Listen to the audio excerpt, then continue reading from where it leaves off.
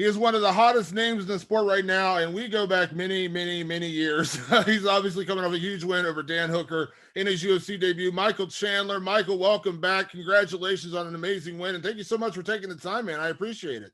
Of course, man. I appreciate it. Yeah, we've been on this ride for a long time, man. So it's been cool, and I'm just feeling great and excited to see where this road leads us.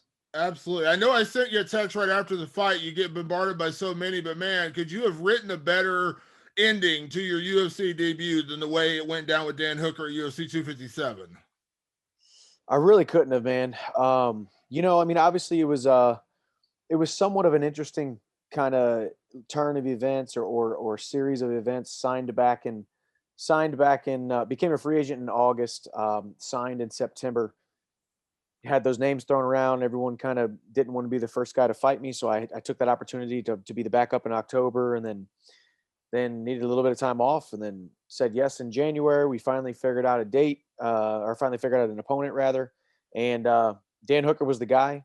He was a tall test. He was one of the toughest guys in the division. Had just went 25 minutes with the number one guy in the world right now, Dustin Poirier. Just a tough guy, consummate professional. So I knew I had a tough test ahead of me. But everything worked out great. Got that first round knockout, and really, I think it just introduced me. I came into the UFC, kicked down the door, and said, "Hey, man, I'm here to be, one of the guys that's talked about as one of the best in the world." And now we get to talk about it, and hopefully, one of these guys, hopefully, we get some clarity in the lightweight division here soon. Yeah, absolutely.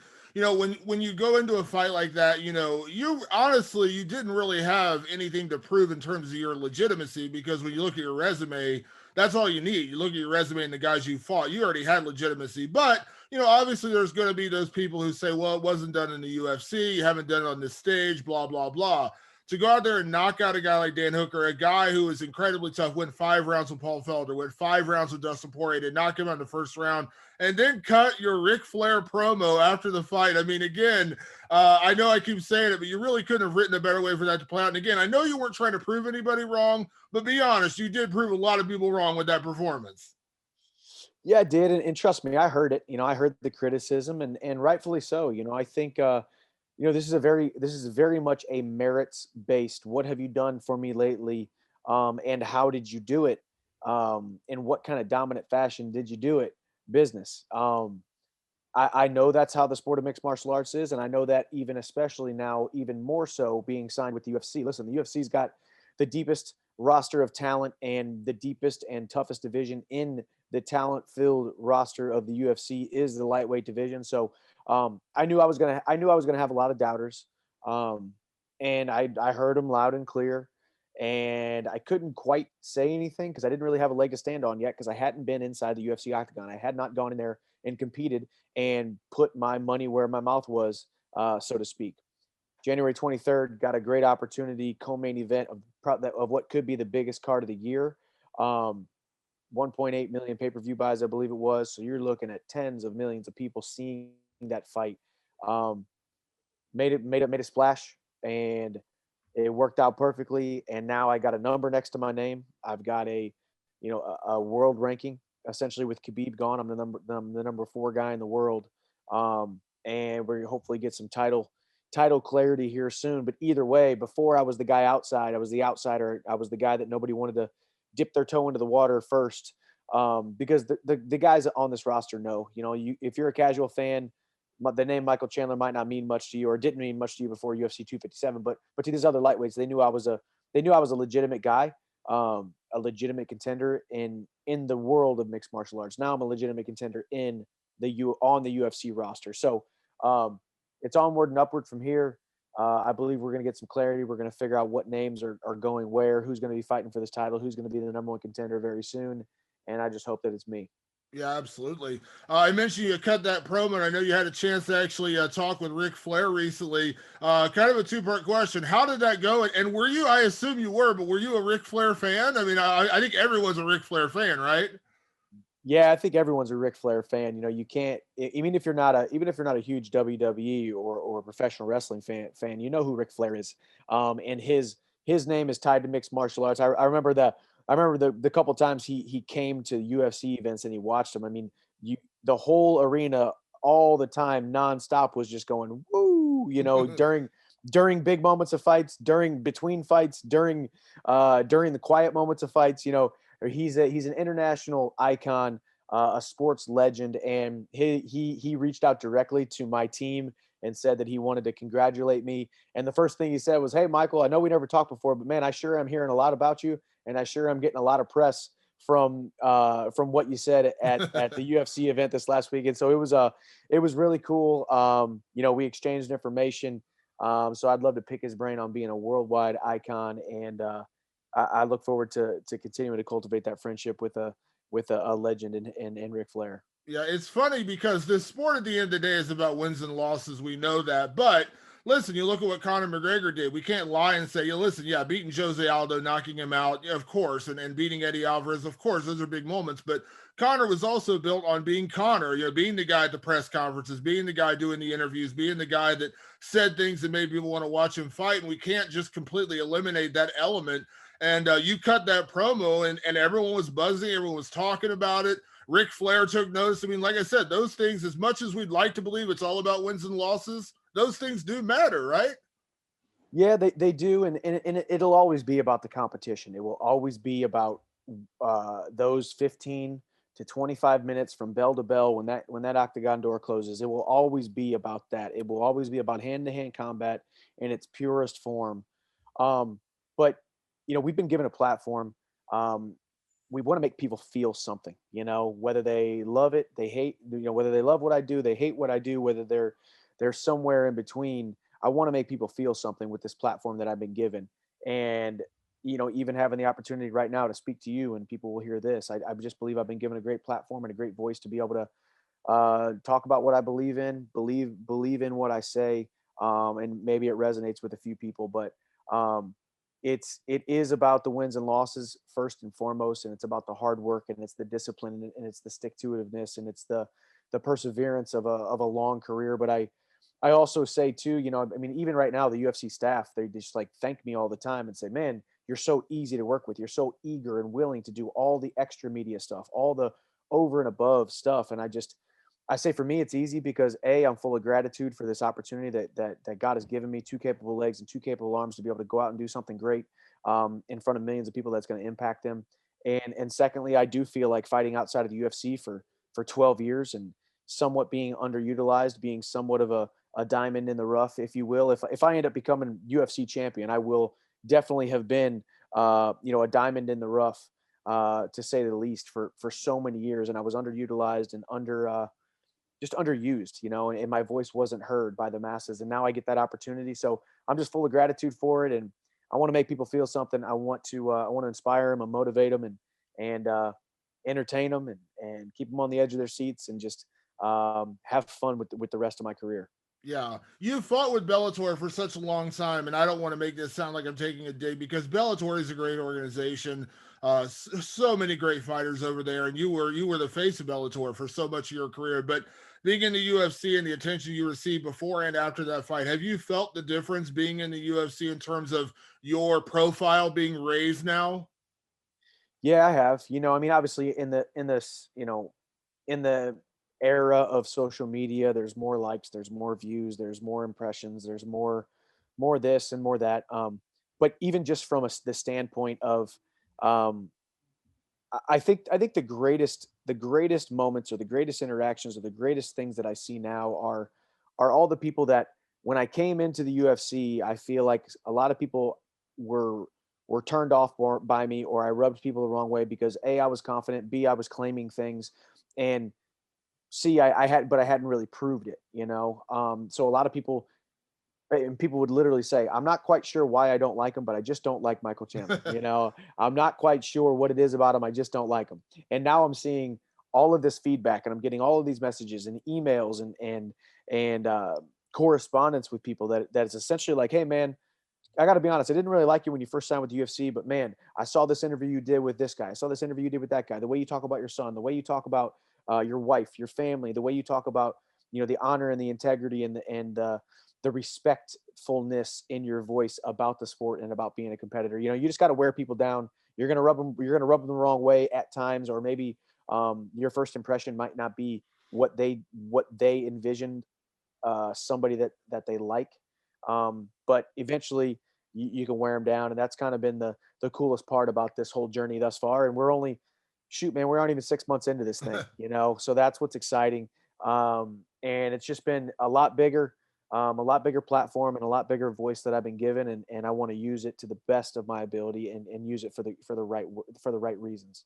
Absolutely. So now, with that being said, Michael, coming out of that fight, I said it on Saturday night of the fight. I tweeted it right out, and I said, man, it's just no brainer. Dustin Poirier, Michael Chandler, lightweight championship. Khabib is retired.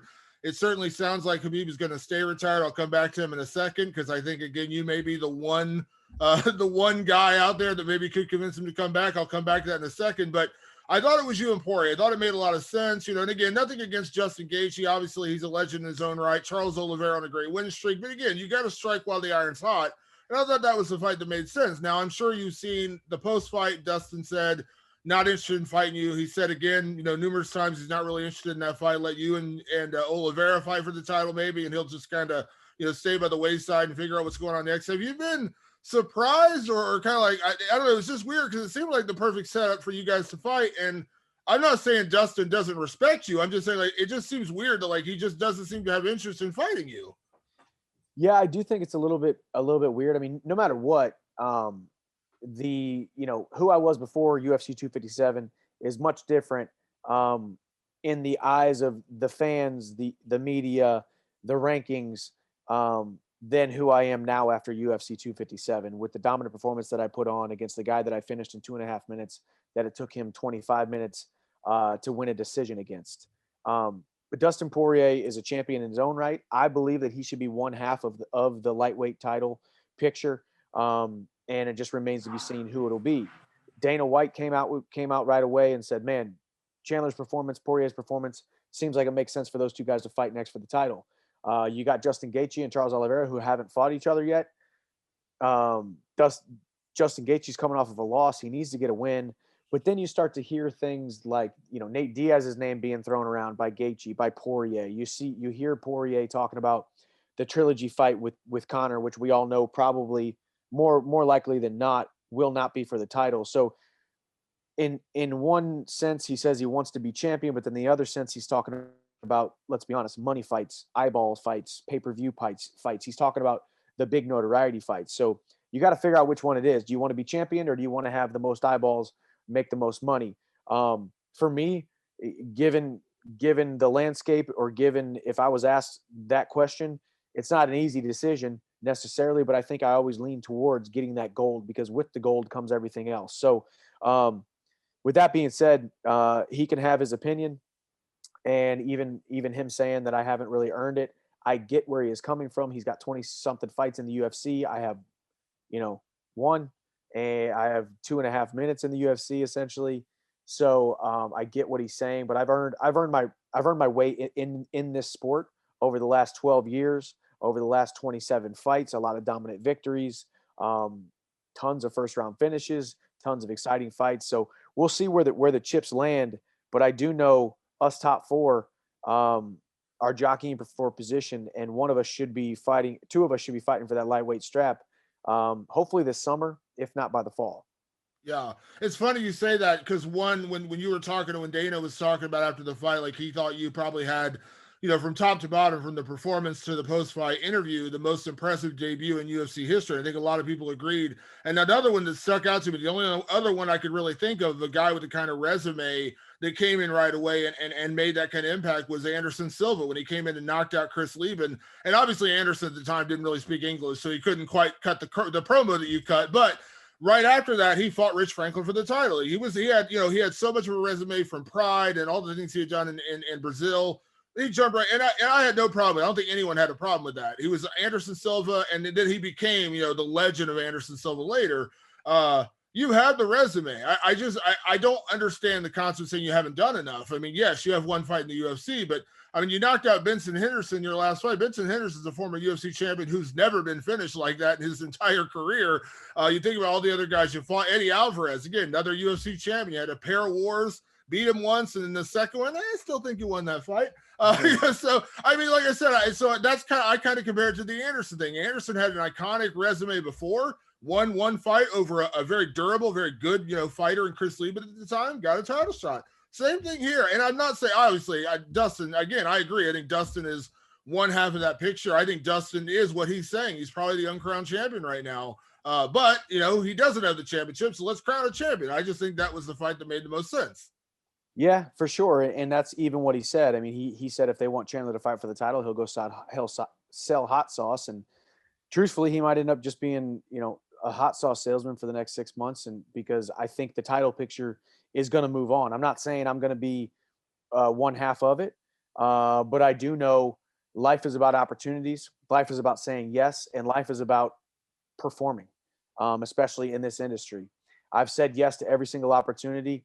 I've said yes at the drop of a hat with the UFC thinking, holy cow, this guy's a little bit nuts for saying yes to this, but I love it. And I think, as I said, I'm here to make an impact. I'm here to make a statement. I did that at UFC 257.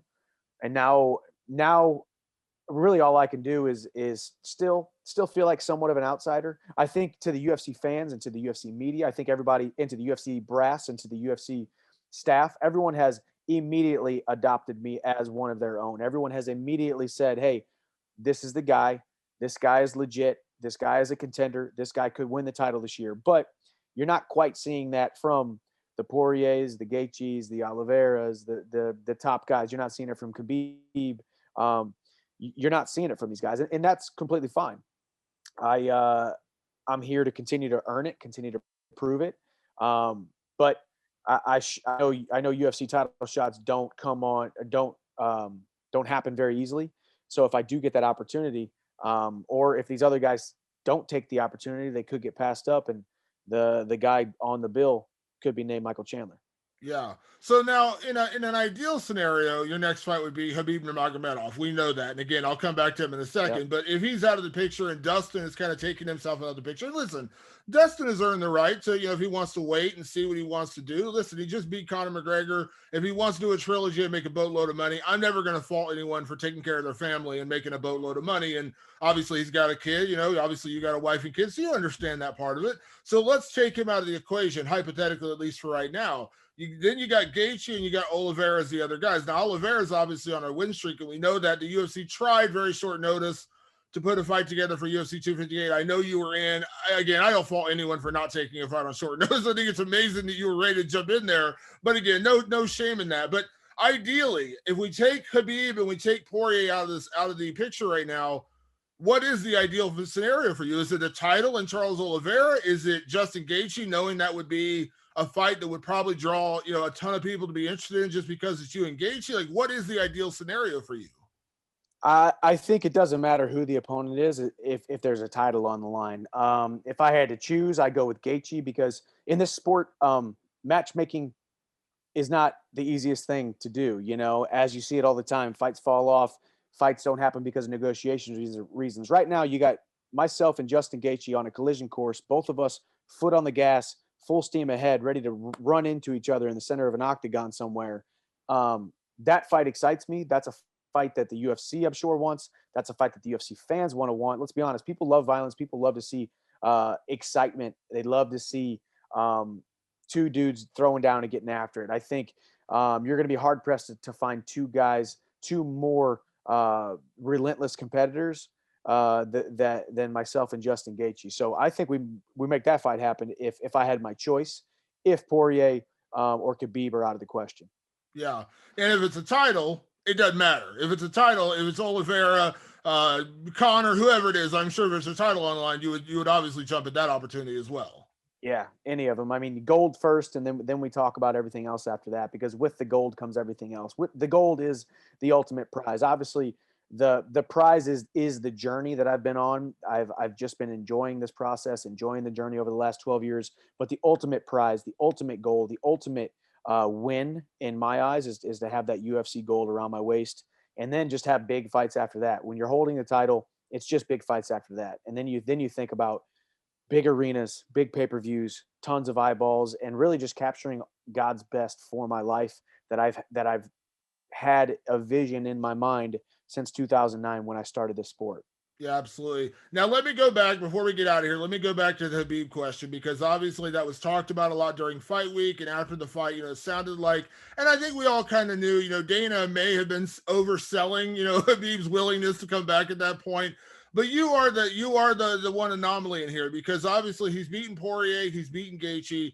I think Oliveira is kind of the dark horse here because I don't think people are talking about him enough. He's a phenomenal guy, but again, he doesn't quite have the overall resume. He does have a great win streak right now. Kudos to him on that, but he hasn't built a career legacy quite of a guy like yourself or a Poirier or a Gaethje. And I don't mean that in any offensive way whatsoever. I'm just saying for a Khabib fight, I think it's got to be GSP or it's you, because obviously with you, you've got the Bellator history. Now you got the UFC history. I mean, if you go out there and you can knock out Justin Gaethje, or let's just say hypothetically knock out a Dustin Poirier, become champion, like, do you feel like that is starting to be the kind of enticement to bring him back? Whereas GSP was the fight that would have kind of added to his legacy. If you become champion and you're undefeated in the UFC, and considering what you've already done in Bellator, do you feel like maybe that starts to be that kind of resume to where Khabib's gonna have to start thinking like, yeah, this is a guy I need to add to my resume? I do think so because I mean, truthfully, I think he's got unfinished business. I think 29-0 he is not enough for him. He wants 30-0, but it does need to be the right challenge. I mean, and that really is kind of the interesting aspect. He's already beaten Gaethje, he's already beaten Conor, he's already beaten Poirier, he's already beaten essentially everybody in the top five aside from me and Oliveira. And the only question I would pose about Charles Oliveira is he's not a large 155er. He's not a very powerful guy. He's not a very physically strong guy or overly athletically gifted guy. I like Charles Oliveira's style and the fact that he trots forward. His striking has gotten better. He's extremely slick with his jiu-jitsu. But when you talk about Khabib, when you talk about probably the strongest guy in the division, the strongest wrestler, the strongest grappler, the strongest submission artist that you've seen in the last Justin Gaethje fight, plus the guy isn't afraid to come forward, get into a firefight. These were all the questions that needed to be uh, answered when you talk about Khabib. Is there anybody that can match the wrestling, match the strength, match the power, athleticism wise, body awareness wise, plus cardio, plus the tenacity to be able to go into the deep waters, get taken down, get back up, take him down, and he gets back up. And then this constant grind match of a 25-minute championship level fight under the unified rules of mixed martial arts. I don't think Charles Oliveira has that physically, but I do think that I do. I do think my body of work speaks to that. I do think that my wrestling background speaks to that. I do think that my resume of almost 50-50 when it comes to knockouts and submissions, plus top control, damage, position, and submission game that I bring to the table. But I got to go out there and do my job. I got to go beat whoever they put in front of me, whether it's for the title or not. Then I got to win the title. Then I maybe defend it once, show that I can knock people out, show that I can grapple and wrestle people, wrestle with the best of them. And I think showing that complete fighter will be enough to entice Khabib to come out and try in his quest for 30-0. But I got a sneaky suspicion that he will end up 29 in Chandler. And the thing is, there's not a time limit. He doesn't have to come back in 3 months to make this happen. It could be 9 months from now because you know how that competitive itch, gets at you. Obviously, you've had it. You know what that's like. When you went through your free agency the last time with Bellator, I know you had to sit out for a while and it was killing you to just, sit and wait to fight. You were kind of itching to get back in there. Injuries are the same kind of thing. It doesn't have to be the next fight. It could be the December fight, or maybe it's early next year. But again, Habib is young enough of a guy that, that itch will get there eventually. And whether he decides to scratch it or not is a question. I do believe that. I mean, listen, as much just because I'm over here saying I want to fight Khabib, saying that I'm calling him out, and in so many words, saying that I think I might be able to beat him, does not mean that I don't have the utmost respect for him, his body of work, what he has accomplished. I've been on record numerous times saying he is the greatest lightweight of all time. He's looked unbeatable in 99% of the moments that he has spent inside of that UFC octagon over the last 12 years in his career. So I give him all that respect. So that doesn't mean just because I think I might be able to beat him or just because I pose the greatest threat doesn't mean that I have a ton of respect for him. I will tell you this, Khabib Nurmagomedov is a champion, maybe one of the best champions that we've ever seen grace the UFC octagon, maybe one of the best competitors, most mentally tough, and most physically imposing people that we have ever seen, the most physically gifted competitors that we have ever seen inside the octagon. So he is a champion. He does thrive on challenges. He does thrive on being a champion. He's put a whole side of the world on his back, a whole religion on his back. He's got a ton of people looking to him for inspiration, for motivation to be built up. The man is nothing short of amazing in what he has accomplished. But he needs a willing and equal dance partner. So I need to prove to him, prove to the world that I am that. And it's just going to take some time. Put a couple more people in front of me. I'm going to knock them all down, and I'm going to keep calling him out. And if he comes out of retirement, we can go for that. He can go for that 30-0. And the question will get answered. And hey, Damon, I could be wrong, but I think I'm right. I love it, and I would love to see it, and I hope we do get to see it one day. And I love that willingness. It doesn't have to be next.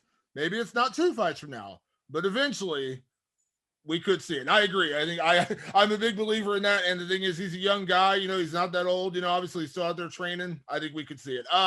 With that being said, for everything that happened at UFC 257, the amazing win, everything that went down in Abu Dhabi, coming back, all the fanfare, everything, talking to Ric Flair, got to be honest with you, Michael, was there a better moment going home and seeing your family? I saw you post that photo on your, I think it was your Instagram story with your son playing with his toys. I was like, man, I know Michael well enough to know that was probably better than any win in the UFC. That's right where I wanted to be, man. It's the reason that I do it. It's the reason that I fight. You know, and as I've said before, my son will know that just because daddy wasn't there in every moment doesn't mean that he isn't the light of my life. My wife is the light of my life. I love those two so much. They're the reason I fight. And he will know that when you hit your dream to a star, you move forward with a relentless pursuit to accomplish a goal and accomplish God's best for your life and why you were put on this earth. And I'm just getting to paint this beautiful little masterpiece, brush stroke by brush stroke, that I will be able to show him someday. And man, it's great. And I love spending time with him, and I'm going to cherish every moment. Suck it all up, soak it all up, enjoy it, and then get right back into training camp and just get on that quest for UFC gold. Absolutely. Last thing, I'll get you out here on this. You did have a conversation with the Nature Boy. Now, I know there's a chance, you know, when it's all said and done, maybe when you win that title, you're walking out with the robe. You got the, what did he used to say? I'm styling and profiling, but I got to ask, I'm putting you on the spot here, Michael. Give me your best Ric Flair woo, because I know you got one in you. I know you got one in you. I do, man. I've been practicing it, and we'll see about the Ric Flair. All I know is, man, I'm here to stay, and to be the man, you got to beat the man, and I'm the man. And Ric Flair told me, "You're the man, baby." Woo! Michael told me. I love it. That's hilarious. I saw the videos. Like, dude, that's so cool. Who doesn't love Ric Flair, right? Exactly, man. That's what he said. He said, to be the man, you got to beat the man. And right now, you're the man, baby. I'm like, Rick, I'll take it, man. Michael, it is always a pleasure, my man. I really appreciate taking the time. Congratulations again on an amazing debut. I'm sure we'll chat before your next fight, but thank you for doing this. I really appreciate it. Yes, sir. Thank you, Damon. I appreciate you, man.